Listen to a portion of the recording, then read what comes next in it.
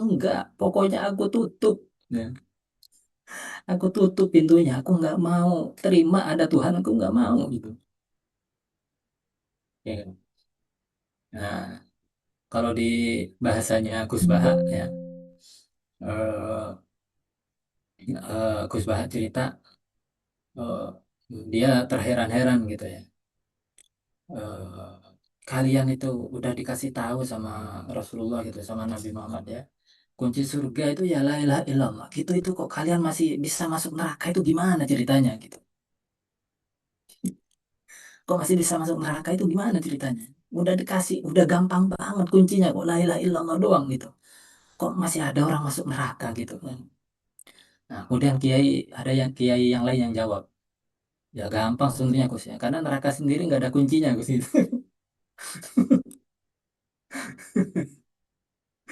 Oke, karena neraka sendiri nggak ada kuncinya. Nah, itu kalau ngutip dua orang. Sekarang dariku sendiri. Ya, Eh, dalam ya bisa dibilang secara sederhana ya. Orang yang masuk surga itu kenapa ya? Karena sejak awal jiwanya sudah jadi surga.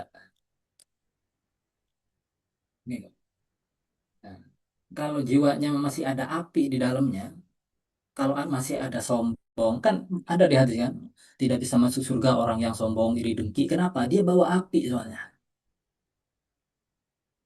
Oke. Dia bawa api. Kalau dia masuk ke surga, surganya kebakar apa? Kebakar nanti gimana? Iya. Nah, itu penyakit tuh. Gitu. Makan harta anak yatim gitu kan. Eh, mau bilang makan MBG aku nggak enaknya. Makan harta anak yatim. Innalladzina ya'kuluna fi apa? Ya, innalladzina ya'kuluna amwalal yatama innama ya'kuluna fi butunihim. Nah, orang yang makan harta anak yatim itu adalah mereka ibaratnya makan apa? Api di dalam perut. Nah, itu jelas. Oke. Nah, oke, balik lagi ke sini. Jadi, kalau ada ilmu yang menyembuhkan kalbu, ya. Dan menariknya nanti Imam Ghazali itu ya, saat bahas tentang penyakit kalbu yang relatif kita dengar itu, yang lebih sering kita dengar, iri dengki lah, sombong lah, apa macam-macam itu. Premis awalnya yang selalu Imam Ghazali kemukakan adalah dia harus tahu dulu, dia harus balik ke akidah dulu. Oke, dia harus balik ke akidah dulu. Kenapa? Karena akar, ya, akar terdalam, ya, akar terdalam dari dosa itu terutama bukan apa-apa, tapi kebodohan, ketidaktahuan tentang kenyataan, tentang hakikat. Oke, nah, itu Imam Ghazali eksplisit itu dalam kitab Taubah dalam Ihya itu beliau bilang bahwa usulul apa asluz zunub gitulah ya, bahwa asal muasal dosa itu adalah kebodohan, ignorance, avidya kalau di istilah Hindu. Ketidaktahuan tentang apa? Tentang kenyataan. Makanya titik tolaknya Islam itu pertama-tama adalah syahadat. Asyhadu an la ilaha illallah. Aku bersaksi. Bersaksi ya, itu mengandaikan pengetahuan yang dalam banget ya, yang langsung, yang direct gitu. Ya, persis karena yang mau dihapuskan dulu adalah ketidaktahuannya. Ketidaktahuan akan kenyataan, akan hakikat yang sebenarnya dari kenyataan. Nah, itu dulu yang diajar itu. Ya. Nanti mungkin kalau kita baca Al-Arba'in fi Usuluddin, ya, sequel dari kitab Jawahirul Quran ini kita akan ngerti bahwa formula pertama, resep pertama ya yang Imam Ghazali berikan untuk mengobati penyakit-penyakit kalbu itu adalah balik lagi ke ya sementara ini teologi lah ya, pengetahuan tentang Tuhan dulu.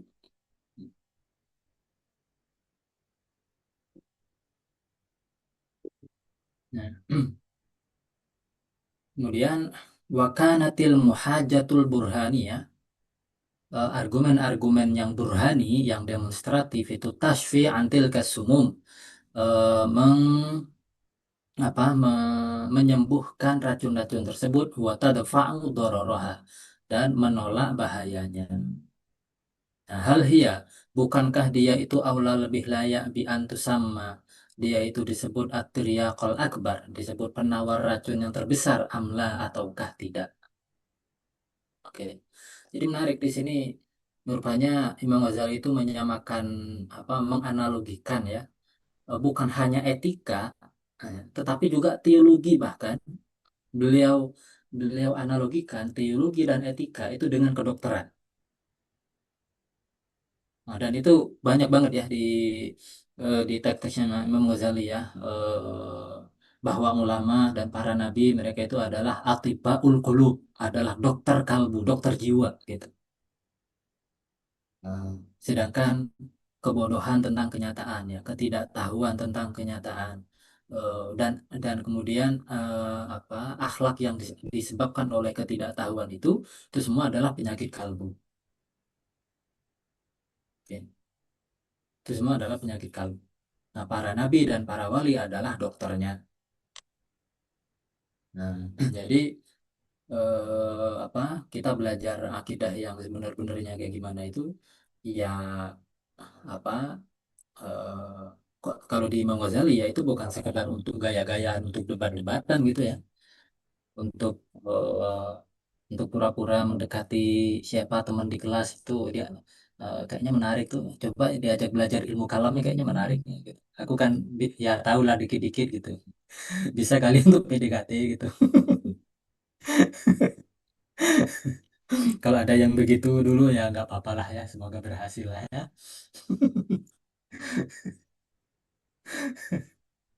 Ya kali ada ya. Nah, gitu. Jadi teologi ini ya, ilmu kalam dan etika di Mozal itu dianalogikan dengan apa? Kedokteran ya, sebagai obat. Karena dia obat maka nanti takarannya perlu pas.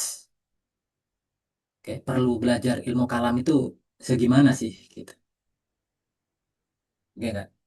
Nah, perlu takaran, enggak tidak untuk semua orang. Ilmu kalam itu tidak untuk semua orang. Ya. Kalau pengajian di misalnya Istiqlal ya nggak usah baca Al-Mawaqif itu atau Al-Iqtisad fil I'tiqad, nggak usah. Ya. Baca Kifayatul Awam aja udah cukup dah gitu. Itu pun udah kegedean kayaknya ya. Nah, nah, aduh, aku tadi ada yang mau, udah hilang, udah pergi, udah nanti lagi mungkin. Oke, itu tentang ya ini peran ilmu kalam ya di sini ya.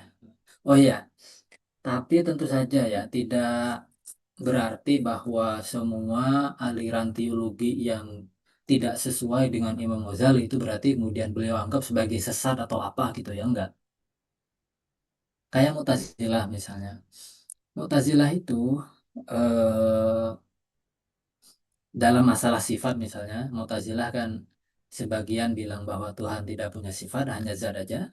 Sebagian bilang bahwa sebagian Mu'tazilah bilang Tuhan itu punya sifat, tetapi sifatnya identik dengan zat. Ya enggak? Nah, itu tidak berarti kemudian itu adalah penyakit gitu. Nah, kalau masalah yang kayak gitu enggak lah, enggak terlalu ya. Tapi kalau yang sampai tidak layak untuk Tuhan, terutama dalam masalah transendensi, nah itu agak bahaya. Ya, seperti apa, misalnya mengatakan bahwa Tuhan itu berbadan, bertubuh, atau menempati ruang. Nah, itu udah problem tuh bagi Imam Ghazali itu. Itu udah penyakit itu. Ya. Karena kalau bagi beliau itu adalah dominasi waham, ya, dominasi waham terhadap akal. Kalau menganggap Tuhan bertempat, Tuhan kena waktu apa macam-macam itu. Jadi jelas kalau kayak Ibn Taimiyah, Salafi, ya itu kena itu bagi Imam Ghazali penyakit tuh. Gitu. Ya. Karena transendensinya kurang gitu. Ya, transendensinya kurang. Nah, aku baca di artikelnya John Hoover, menarik ya, John Hoover ahli Ibn Taimiyah dari kalau nggak salah Birmingham ya. Beliau bilang memang minoritas ini bilang begitu. Mulai dari Ad-Darimi sampai ke Ibn Taimiyah itu bilang Tuhan itu memang menempati ruang memang di atas dunia gitu. Nah, cuman kata John Hoover memang Ibn Taimiyah ragu aja mau bilang bahwa Tuhan itu berbadan gitu. Dia ragu aja. Tapi ya dia tinggal selangkah lagi aja bilang bahwa Tuhan itu punya badan gitu. Dia selangkah lagi aja. Cuma dia nggak ambil tuh ragu-ragu dia gitu. Nah, kalau di perspektif Imam Ghazali, itu udah problem itu. Ya. Tapi kalau masih sama Mu'tazilah yang masih mencoba menjaga transendensi itu, Imam Ghazali masih coba lebih toleran. Nah, buktinya di Al-Maqsadul Asna itu di belakang ya, beliau memberikan ruang untuk gimana sih ini Mu'tazilah ini pendapatnya kok bisa begini tuh gimana? Agar masuk akal tuh gimana caranya gitu. Nah, beliau masih membuka peluang itu, ya. Masih membuka peluang. Nah, yang lebih rumit lagi adalah masalah pengkafiran dan pembid'ahan terhadap filsuf itu lebih rumit lagi itu. Aku nggak tahu itu, aku sih curiganya ada aspek politik atau apa ya di situ ya karena atau Imam Ghazali sebel kayaknya ke apa ke gen apa ya waktu itu ya gen Z-nya Imam Ghazali gitu yang baru sedikit baca filsafat dan aja udah kayak paling ngerti gitu. Imam Ghazali kayaknya sebel udah kafirin aja gitu. Dan seterusnya itu lebih rumit aku nggak tahu gimana ininya ya. Oke sekarang wa amal miskul azfar. Ya, nah, tadi penawar penawar racunnya sekarang misik ya, parfum. Fahuwa dia adalah ibaratun ungkapan atau nama ya fi alami syahadah di alam syahadah an syai'in ya untuk sesuatu yastashibuhul insan yang dimiliki oleh manusia atau yang dibawa atau yang dipakai oleh manusia maka ya fayasuru maka muncullah atau beterbangan ya minhu darinya dari manusia tersebut dari orang tersebut raihatun thayyibah bau yang enak ya tashharuhu yang membuatnya dikenal orang wa tudhiruhu dan ya gitulah yang kita tahu ya kalau orang pakai parfum terlalu kayak gimana ya orang jadi notice gitu jadi ngeh ya. Hatta lau arada khafa'ahu sehingga andaikan dia mau menyembunyikannya lam yakhtafi dia nggak bisa sembunyi lakin tetapi yastatiru wa yantashir dia wanginya kemana-mana. Nah, sama ini sekarang fikih itu oleh beliau mau diibaratkan ke minyak wangi. Oke, yang sifatnya di luar banget, di maju itu. Ya. Maka fandur, maka lihatlah. Ingka nafil muqtanayatil ilmiyah. Apabila ada di dalam ya cabang-cabang ilmu ya. Ma yunsharu minhu al ismu thayyib. Yang kemudian tersebar minhu darinya al ismu thayyib nama yang harum ya fil alam di dalam alam maksudnya di komunitas di masyarakat wa yashtahiru sahibuhu dan terkenal sahibuhu orang yang memakainya bihi gara-gara ilmu tersebut istiharan sehingga sedemikian masyhur hatta lau arada sehingga andaikan dia mau al-ikhtifa bersembunyi wa isarul khumul dan mengedepankan eh, ya tersembunyi tidak tidak terkenal gitu ya Baltas huruhu bahkan ilmu tersebut menjadikannya terkenal betul hiruhu dan menampilkannya fasmul miskil azfari maka nama misik azfar alaihi untuknya itu ahakku wa asdaku dia lebih layak dan lebih benar amla ataukah tidak wa anta ta'lamu dan kamu tahu anna ilmal fiqhi dan bahwasanya ilmu fikih wa ma'rifat ahkami syariah dan mengenal hukum-hukum syariat. Ya kalau kita sekarang kita tambahi ya wa ilmu manajemen ya Kak. Wa ilmu manajemen bisnis ya Kak. Itu yutoyibul ism. Nah, itu memperharum nama. Oke enggak? Memperharum nama. Wa yansyuru dzikr dan membuat namanya kemudian disebut di mana-mana ya. Wa yu'azzimul jah.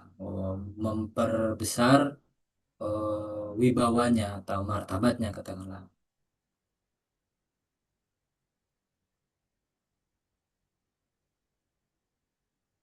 wa ma yanalul qalba dan apa yang meraih kalbu min ruhi thayyibil ism dari ruhnya nama yang baik itu wantisyaril jahi dan tersebarnya wibawa itu a'zamu lebih besar kathiran jauh banget ya mimma yanalul masyama daripada yang mencapai penciuman min ruhi min ruhi tibin raihatin minal misk daripada ruhnya apa eh, apa minyak wangi misik. Maksudnya begini, kalau minyak minyak wangi itu ya cuman kepenciuman aja, ya enggak, kepenciuman aja.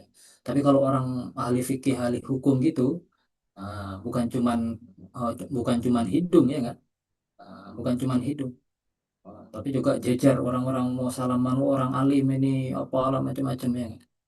Eh, Orang jadi apa menghormati banget.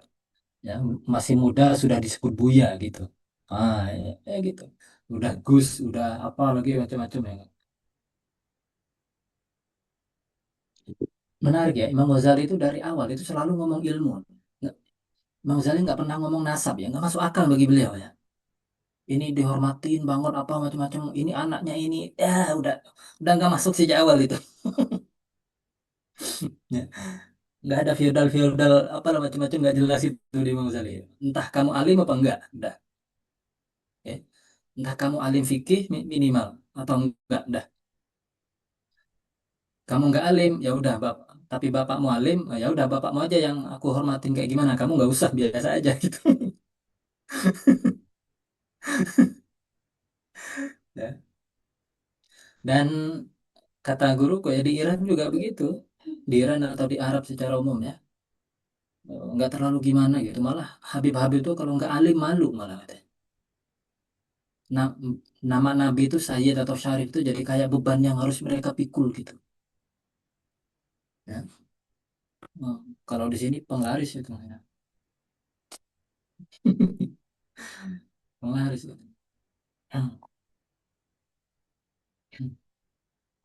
Oke, wa ammal aud.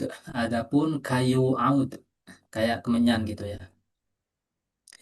Fahwa maka dia itu ibaratun indal khalqi adalah ungkapan indal khalqi bagi ya, menurut manusia pada umumnya anjismin benda fil ajsam jadi antara benda-benda ya la yuntafa'u bihi ya sebenarnya tidak bermanfaat ya pada dirinya nggak bisa dipakai jadi tiang lah apalah macam-macamnya walakin tetapi idza ulqiya 'alan nar apabila dia dilempar ke api apabila dibakar gitu ya hatta taraka sehingga dia terbakar fi nafsihi di dalam dirinya maka taso ada maka menaik ya minhu darinya dukhanun muntasir asap yang menyebar fayantahi maka menyebarlah maka sampailah asap tersebut ilal masyami ke penciuman maka fayazumu naf'uhu maka besarlah manfaatnya wajadwahu dan apa ya manfaatnya juga ya.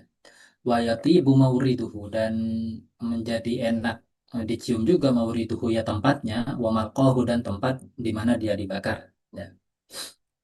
Pernah lihat gak ya di rumah-rumah di mana Arab biasanya di pojokan ada tempatnya sendiri gitu kayak apalah kemudian ada kayak lidi gitu dibakar itu taruh di pojokan itu jadi wangi. Nah, nah ini agak gimana ini Bang Ghazali ya? Coba kita baca dulu. Fa in kana fil munafiqin. Apabila ada fil munafiqin di antara para munafik wa ada ilahi dan para musuhnya Allah. Azlalun.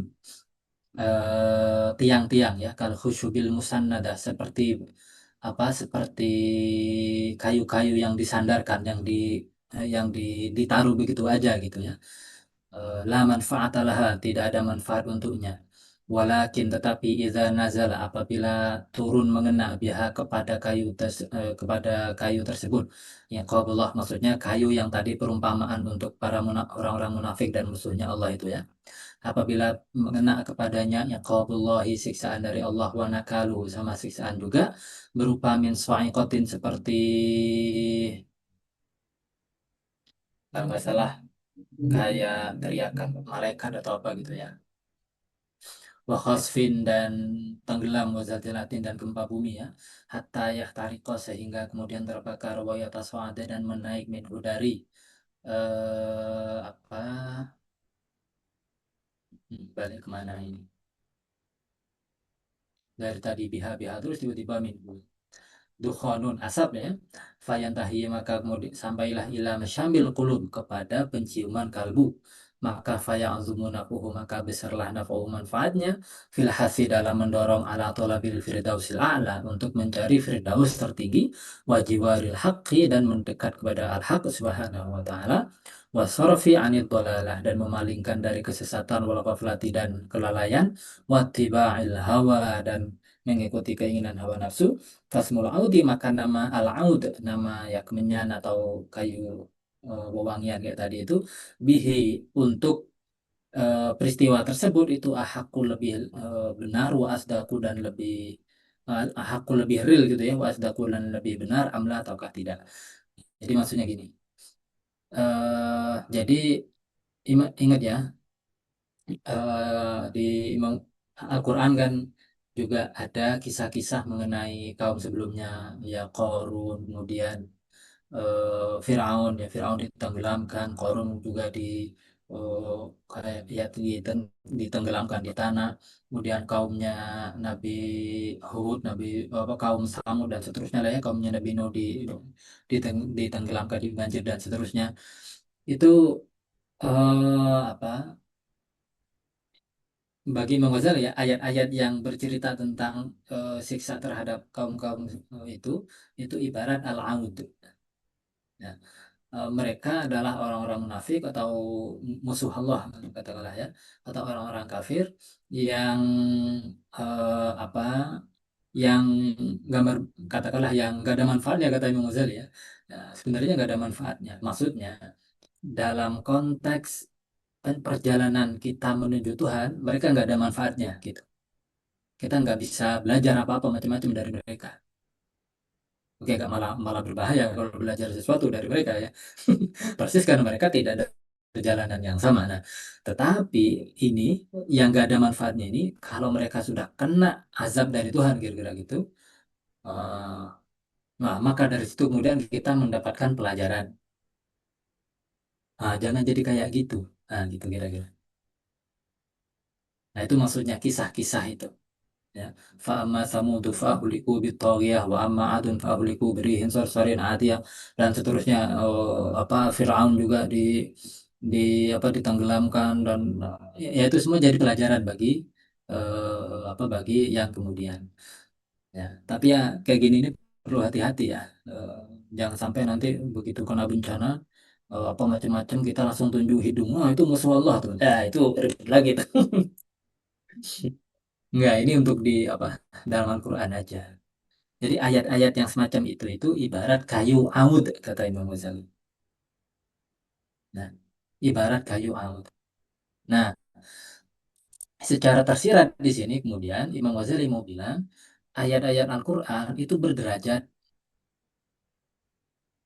Oke, ayat-ayat Al-Quran itu berderajat. Ada yang seperti eh, apa al-yaqutul ahmar tadi, ada yang seperti belerang merah, kemudian bahkan yakut permata yang merah ya, kemudian ada yang seperti apa tadi, ada yang seperti penawar racun, ada yang seperti minyak wangi dan ada yang seperti kayu. Kayak ajarannya ayat-ayatnya juga akhirnya apa berderajat. Nanti beliau akan bahas lagi ya. Jadi fakta fi maka cukupkanlah min syarhi hadzal rumus dari penjelasan mengenai simbol-simbol ini bihadzal qadar dengan kadar ini, wastambitil baqiya min nafsika. Ini Imam Ghazali husnuzon ya. Dan galilah sisanya dari dirimu sendiri. Nah, beliau lupa menulis in kun, oh, oh enggak ding, ada di belakang. Wahullar ramza dan apa ya, decipher dan urailah simbolnya ya, fihi di dalam Al-Quran itu in atau kata apabila kamu mampu wa kunta min ahli.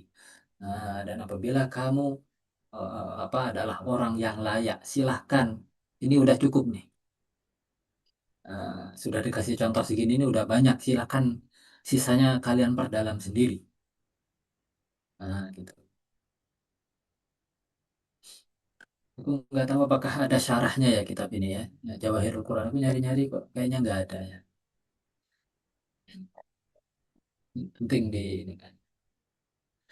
Jadi faqad asma tuh aku telah memperdengarkan lawan nada itu apabila aku memanggil hayyan orang yang yang memperdengarkan kepada orang yang hidup, walakin la hayat, tetapi tidak ada kehidupan di man munadi apa bagi orang yang aku panggil, yang aku seru.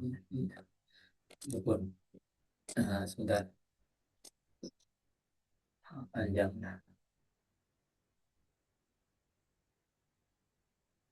Oke, sampai situ dulu. Apakah ada pertanyaan?